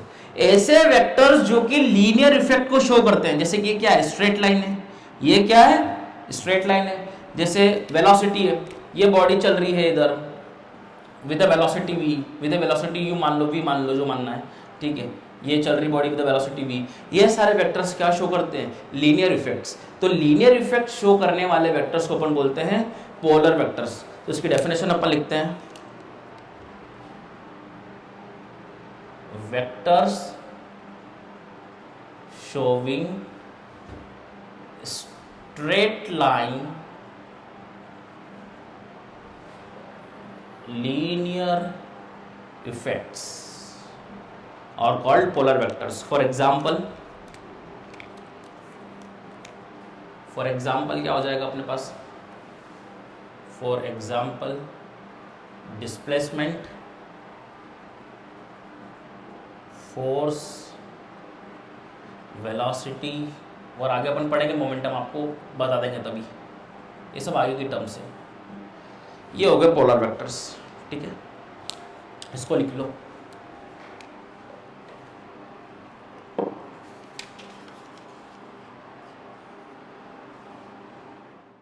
नेक्स्ट वेक्टर देखते हैं अपन। अपने पास आता है एक्सियल वेक्टर। एक्सियल वेक्टर को इमेजिनरी और स्यूडो वेक्टर भी बोलते हैं। क्यों बोलते हैं सब पढ़ेंगे अभी, ठीक है। इसका डेफिनेशन पहले देखते हैं। The rotational effect of polar vectors, जो अपने पोलर वेक्टर्स पढ़े थे ना, तो क्या है? The rotational effects of polar vectors gives rise to a new vector called axial vector. Axial vector मतलब क्या? Direction along the axis of rotation. जो डायरेक्शन रहेगी उस वेक्टर की, वो डायरेक्शन, एक्सियल वेक्टर मतलब एक्सिस के अलोंग डायरेक्शन रहेगी उसकी। कौन सी एक्सिस? एक्सिस ऑफ रोटेशन की। ये अपन आने वाले चैप्टर सर्कुलर मोशन वगैरह में अच्छे से पढ़ेंगे, और अभी अपन जब वेक्टर प्रोडक्ट पढ़ेंगे तो आपको समझा दूंगा मैं। जैसे कि ठीक है, एक्सियल वेक्टर इमेजिनरी सूडो क्यों बोलते हैं? मान लो ये ए वेक्टर है, ये बी वेक्टर है, ये दोनों वेक्टर्स क्या है? ये दोनों वेक्टर्स क्या है? पोलर वेक्टर्स है। अब अपन अभी पढ़ेंगे आगे जाके, अभी थोड़ा सा बता देता हूं मैं। Right hand screw rule. Right hand screw rule क्या बोलेगा कि मान लो ए वेक्टर की तरफ से मैंने घुमाया, बी की तरफ घुमाया, तो ये ऐसे घुमा, तो इसका जो रोटेशनल इफेक्ट है, अपन आगे पढ़ेंगे अभी जब अपन पढ़ेंगे वेक्टर प्रोडक्ट, तो वहां पे बोला जाएगा ए वेक्टर क्रॉस बी वेक्टर। तो ए वेक्टर क्रॉस बी वेक्टर निकालना है, बाद में पढ़ाऊंगा मैं, फिर अभी बता रहा हूं ये समझाने के लिए। तो ए वेक्टर क्रॉस बी वेक्टर से एक नया वेक्टर प्रोड्यूस होता है, ए क्रॉस बी। ये ए वेक्टर एक पोलर वेक्टर है, बी वेक्टर एक पोलर वेक्टर है, जिनके लीनियर इफेक्ट्स तो हैं, ये लीनियर इफेक्ट्स तो हैं इनके, लेकिन इन दोनों के क्रॉस प्रोडक्ट से जो आने वाला नया वेक्टर है, वो वेक्टर जो होगा वो एक्सियल वेक्टर होगा, इमेजिनरी वेक्टर होगा और सूडो वेक्टर होगा। तीनों नाम एक ही है, लेकिन एक्सियल क्यों बोलते हैं, इमेजिनरी और सूडो क्यों बोलते हैं? सूडो मतलब कि फॉल्स वेक्टर, जो अपने को दिखता नहीं, जो इमेजिनरी होता है। ठीक है, इमेजिनरी कैसे होता है? जैसे कि ए वेक्टर क्रॉस बी वेक्टर, तो ए वेक्टर क्रॉस बी वेक्टर की डायरेक्शन निकालेंगे अपन राइट हैंड स्क्रू रूल से। राइट हैंड स्क्रू रूल क्या बोलता है कि ए वेक्टर की तरफ अपना राइट हैंड का पाम रखो। ए वेक्टर की तरफ अपना राइट हैंड का पाम को रखा और उसको बी की तरफ क्या किया? कर्ल किया। तो ये जो डायरेक्शन थंब की आ रही है, वो डायरेक्शन ए क्रॉस बी की आ रही है। ठीक है, मतलब इन दोनों को रोटेशनल इफेक्ट्स, इन दोनों के जो रोटेशनल इफेक्ट्स जो आने वाला नया वेक्टर है, वो वेक्टर कहलाएगा एक्सियल वेक्टर। देखो ये ऐसा सर्कल है, उसकी ये क्या है? एक्सिस। एक्सिस मतलब क्या होती है? Line perpendicular to the circular plane and passing through its centre. ये ऐसा सर्कल घूम रहा है, देखो इसका रोटेशनल इफेक्ट है ए क्रॉस बी का। ये जो आया एक्सिस के अलोंग डायरेक्शन है इसकी। Is it clear? क्या ये एक्सिस है, तो इसको बोला अपने क्या? Axial vector. ये वेक्टर दिख रहा है कि अपने को? नहीं दिख रहा, लेकिन है तो सही, इसलिए इसको इमेजिनरी और सूडो बोला है। Is it clear? क्या एक्सियल क्यों बोला है? क्योंकि डायरेक्शन क्या होगी? एक्सिस के अलग होगी। ठीक है, यही बोला मैंने, rotational effect of polar vectors. ये क्या है? Rotational effect. इन दोनों के क्रॉस प्रोडक्ट से आने वाला एक नया वेक्टर है। निकालते कैसे? ए क्रॉस बी की direction right hand screw rule से, बाद में डिटेलिंग में पढ़ेंगे अच्छे से। राइट हैंड स्क्रू रूल बोलता है कि जो ए वेक्टर है, हमेशा फर्स्ट वेक्टर जो लिखा है ए क्रॉस बी में, फर्स्ट कौन सा है? जो पहले लिखा गया। जो पहले लिखा गया उसकी तरफ अपन क्या रखेंगे? अपना राइट हैंड का पाम रखेंगे, बी की तरफ क्या करेंगे? कर्ल करेंगे। ये डायरेक्शन जो आ गई ऐसे, ये कर्ल किया, डायरेक्शन जो आ गई वो डायरेक्शन ए क्रॉस बी की है, और ये एक सर्कल है, उसकी ये क्या है? एक्सिस है। जैसे यहाँ पर देखो, ये ए वेक्टर है, ये बी वेक्टर है, ए को बी की तरफ क्या किया? कर्ल किया। ये डायरेक्शन किसकी आ गई? ए क्रॉस बी की। ये एक प्लेन था, ये सर्कल है, ये उसकी क्या है? एक्सिस है। Is it clear? क्या तो ये हमेशा इन दोनों के परपेंडिकुलर होता है। बाद में बात करेंगे डिटेल में इसकी अपन, सिर्फ मेरे को नाम बताना था एक्सियल, इमेजिनरी और सूडो वेक्टर्स क्या है। इसको और अच्छा समझ में आएगा जब अपन सर्कुलर मोशन पढ़ेंगे, रोटेशनल मोशन पढ़ेंगे, और अभी अपन इसी चैप्टर के अंदर क्रॉस प्रोडक्ट ऑफ वेक्टर पढ़ेंगे, तो वहाँ अच्छा समझ में आएगा। Is it clear? क्या तो एक्सियल वेक्टर, इमेजिनरी वेक्टर और सूडो वेक्टर का थोड़ा बहुत भी जानकारी अगर मिलती है तो यहाँ पर भी ले लो, आगे और डिटेलिंग में पढ़ेंगे इसको। Is it clear? क्या नाउ नेक्स्ट। ठीक है माय डियर, तो यहाँ पर अपने वेक्टर्स के जो टाइप्स है वो खत्म होते हैं। हाँ, तो हमने अभी बात की टाइप्स ऑफ वेक्टर की, है ना। तो टाइप्स ऑफ वेक्टर पढ़ने के साथ साथ अब मैं एक चीज़ बताता हूँ कि चैप्टर अपन पढ़ किस कारण से रहेंगे, अपने क्या काम में आना होगा। तो कुछ एप्लीकेशन अपन देखते हैं यहाँ पर इसकी, ताकि अपना इंटरेस्ट बना रहे टॉपिक के अंदर। ठीक है ना, जैसे मान लो एक बॉडी है, इस बॉडी पे मैंने एक फोर्स लगाया 10 न्यूटन का इधर, एंड 20 न्यूटन का एक और फोर्स लगाया उसके जस्ट पैरेलल। अपन जानते हैं अब ये दोनों पैरेलल हो गए, ये दोनों पैरेलल है। ठीक है, ठीक है। तो जो इस बॉडी पे अपन अगर फील करेंगे तो इस बॉडी पे इधर फोर्स कितना लग रहा है, अपन डायरेक्टली देख के बता सकते हैं इस बॉडी पे इधर जो फोर्स लग रहा है वो कितना लग रहा है। नेट फोर्स जो लग रहा है कि नेट फोर्स जो है बॉडी पे 30 न्यूटन है। किधर है? राइट में। Is it clear? क्या नाउ सेम बॉडी मैंने ली, फिर से मैंने 10 न्यूटन का फोर्स इधर लगाया, अब मैंने डायरेक्शन ऑफ फोर्स क्या कर दी, चेंज। 20 न्यूटन को मैंने क्या लगा दिया, अपोजिट। अब मैं अगर नेट फोर्स की बात करूंगा इसके अंदर, तो मेरे पास जो नेट फोर्स रहेगा वो इस बार क्या हो जाएगा, चेंज हो जाएगा। क्या हो जाएगा, 20 इधर 10 इधर, बताओ क्या होगा। 20 बड़ा ही है, ये इसको डोमिनेट करेगा 10 को, तो ये 20 माइनस 10, बड़े में छोटा घटा देंगे अपन, तो वी गेट 10 न्यूटन। और किधर मिलेगा, बड़े वाली की तरफ डोमिनेंट होगा, दैट इज लेफ्ट। मतलब कि अपन इससे ये समझते हैं कि फोर्स एक वेक्टर क्वांटिटी है। अगर डायरेक्शन ऑफ फोर्स, अगर दोनों सेम डायरेक्शन में रहेंगे तो नेट फोर्स अलग आएगा, दोनों की डायरेक्शन अपोजिट रहेगी तो नेट फोर्स अलग आएगा, यानी कि एक वेक्टर क्वांटिटी हो गई है। ठीक है, यानी कि अपन अब आगे इस तरीके से पढ़ेंगे कि कोई भी वेक्टर अगर लग रहे हैं, इन दोनों के बीच में एंगल कितना है, अपन ने देखा था पैरेलल में एंगल कितना होता है, 0। ये अब कैसे हो गए अपोजिट, यानी कि क्या हो गया, एंटी पैरेलल। इन दोनों में एंगल कितना हो गया, 180।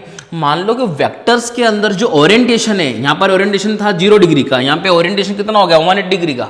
180 डिग्री मतलब ओरिएंटेशन चेंज हो गया फोर्सेस का एक दूसरे से ओरिएंटेशन चेंज होने के कारण जो नेट इफेक्ट आ रहा है, नेट फोर्स जो आ रहा है, नेट वेक्टर जो आ रहा है, इसको अपन बोलेंगे रिजल्टेंट जो आ रहा है नेट, वो क्या आ रहा है, वेरी कर रहा है। क्या कर रहा है, वेरी कर रहा है। यहाँ पर 30 है, यहाँ पर 10 है। मतलब कि अपन ये समझेंगे कि वेक्टर का ओरिएंटेशन चेंज होता है एक दूसरे से, तो उनसे जो आने वाला एक नया वेक्टर है रिजल्टेंट वेक्टर, वो क्या हो जाता है, अलग हो जाता है। इज इट क्लियर किया। तो एक बेसिक्स एप्लीकेशन मैंने यहाँ पे दिखाया। ठीक है, अब यहाँ पे देखेंगे कि अपन वेक्टर पढ़ते हैं इसलिए भी हैं क्योंकि न्यूटन की जो तीनों इक्वेशन v = u + at, यहाँ पर ये सारी क्वांटिटीज कौन सी है, वेक्टर है। इस इक्वेशन की अगर मैं बात करूँ, पहले मान लो एक बॉल है, एक बॉल इधर चल रही है with initial velocity 9 metre per second, और उस पर एक्सेलरेशन लग रहा है इस side, that is 2 metre per second. अपन आगे सब पढ़ेंगे, ये अपन सिर्फ अभी थोड़ा बहुत फील कर रहे हैं। तो दोनों वेक्टर्स की डायरेक्शन क्या है, अपोजिट है। मतलब कि इधर चल रहा था शुरुआत में 9 मीटर पर सेकेंड से, और ये एक्सेलरेशन उसको क्या कर रहा है, रोक रहा है। एक्सेलरेशन मतलब एक प्रकार का दबाव दे रहा है, इधर फोर्स लग रहा है, क्योंकि फोर्स क्या होता है, मास इनटू एक्सेलरेशन। तो ये एक्सेलरेशन लग रहा है, इसके अंदर मास है, यानी कि इधर साइड क्या लग रहा है, फोर्स लग रहा है। मतलब उसके मोशन के अपोजिट क्या लग रहा है, फोर्स। तो ये फोर्स क्या करेगा, फोर्स की जो एक्सेलरेशन की डायरेक्शन है वो क्या है, वेलोसिटी के अलग है। तो ये जो एक्सेलरेशन है, ये एक्सेलरेशन इसके अपोजिट लग रहा है, तो ये इसको क्या करेगा, वो रोकने का काम करेगा। तो पहले तो बॉडी शुरू होगी u = 9 मीटर पर सेकेंड से, ये एक्सेलरेशन इसको धीरे धीरे इसकी वेलोसिटी को क्या करेगा, कम करेगा। यहाँ पर आके इसकी वेलोसिटी क्या हो जाएगी, 0। उसके बाद भी एक्सेलरेशन तो लग ही रहा है। अब उसके बाद बॉडी पीछे चलना शुरू कर देगी। Is it clear. क्या, मान लो पीछे चलने के शुरू कर देगी, यहाँ तक चलती जा रही। इनिशियल पोजीशन क्या थी मेरी यहाँ पे, फाइनली मान लो यहाँ आके रुकी, यहाँ पर आके मान लो मेरे को t मान लो फॉर एग्जांपल कुछ भी मेरे को बोला था 8 सेकेंड, तो 8 सेकेंड में बॉडी यहाँ पर आ गई। तो इनिशियल हो ये, फाइनल ये है। मुझे निकालना मान लो फॉर एग्जांपल डिस्प्लेसमेंट, तो मैं क्या निकालूंगा, इनिशियल से फाइनल, सिर्फ इतना निकालूंगा।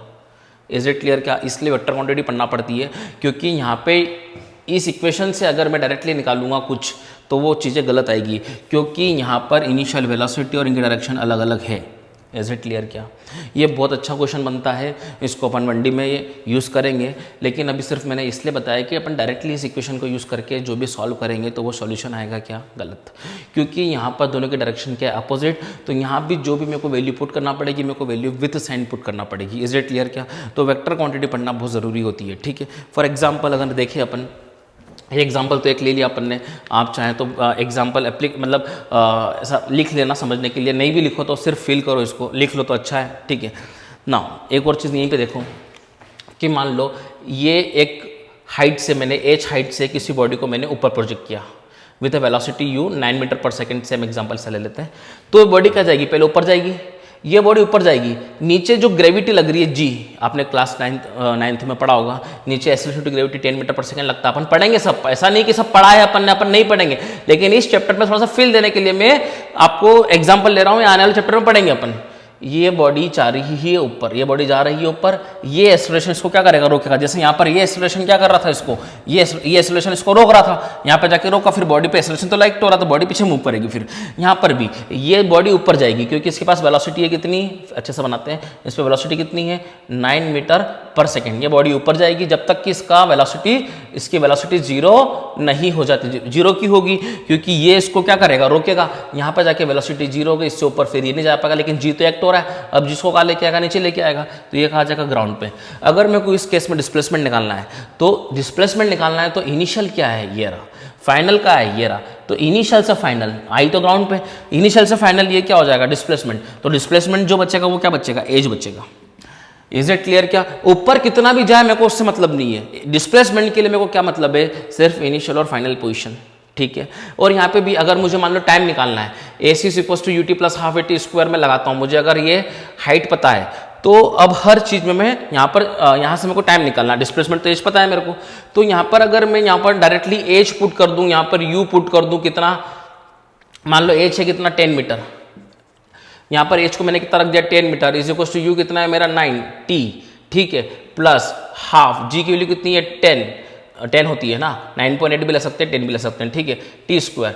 यहाँ से मैंने T के अंदर क्या बन गई, क्वाड्रेटिक बन गई, और मैंने सॉल्व किया, तो माय डियर ये गलत है, क्योंकि यहाँ पर ये तीनों क्वांटिटीज कौन सी क्वांटिटीज है, ये तीनों क्वांटिटीज वेक्टर क्वांटिटीज है। कौन सा ये इक्वेशन है क्या, नहीं, अपने पास इक्वेशन जो है वो ये है, AC इसको नहीं भूलना है अपने को, मैंने पहले ही बता दिया था, इट इज ½ AT स्क्वायर।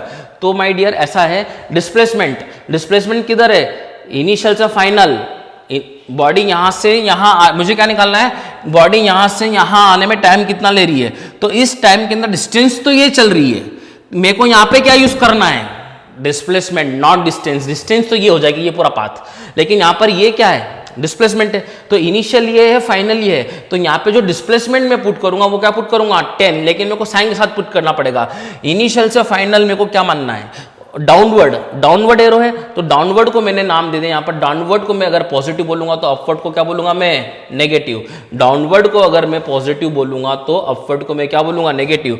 तो इनिशियल से फाइनल डिस्प्लेसमेंट का डाउनवर्ड आ रहा है, बताया था मैंने, the direction of displacement is always from initial to final, तो इनिशियल ये रहा, फाइनल ये रहा, तो डाउनवर्ड है, तो यहाँ क्या पुट करूंगा मैं, downward positive +10। Now velocity is 9 metre per second, और वो कहाँ है, इनिशियल वेलोसिटी इज अपवर्ड, तो अपवर्ड को क्या बोलूंगा मैं, नेगेटिव। डाउनवर्ड मैंने पॉजिटिव बोल दिया, आप कुछ भी ले सकते हैं, downward negative, upward positive, it is up to you, but एक डाउनवर्ड नेगेटिव लिया है तो अपवर्ड पॉजिटिव रहेगा, और अपवर्ड पॉजिटिव है तो डाउनवर्ड नेगेटिव रहेगा, ये बात आपको मानना पड़ेगी, ठीक है। तो ये है 10, डाउनवर्ड पॉजिटिव डिस्प्लेसमेंट, U कितना है 9 नेगेटिव रहेगा, टाइम तो T निकालना है मुझे, ठीक है। यहाँ पर G, यहाँ पर ये एक्सेलरेशन है, ठीक है, तो यहाँ पर +½ इंटू G की वैल्यू किधर है, डाउनवर्ड इस जगह ना पॉजिटिव, तो ये था 10 इंटू T स्क्वायर, ठीक है। 10 = -90 + 5T स्क्वायर, तो इट इज 5T स्क्वायर -90 - 10 = 0। ये क्वाड्रेटिक इक्वेशन है, इसको सॉल्व करेंगे, इसके दो रूट्स मिलेंगे, एक टाइम पॉजिटिव आएगा, हो सकता है एक टाइम नेगेटिव आएगा, तो जो पॉजिटिव रहेगा वो अपना आंसर होगा। मतलब यहाँ से यहाँ आने में उसको इतना समय लगेगा जो यहाँ से निकलेगा।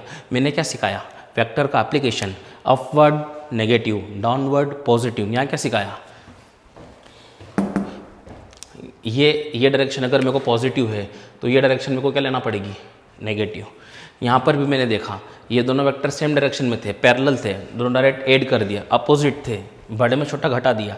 This is the application of the vectors, जो अपन फील करेंगे आने वाले चैप्टर्स के अंदर।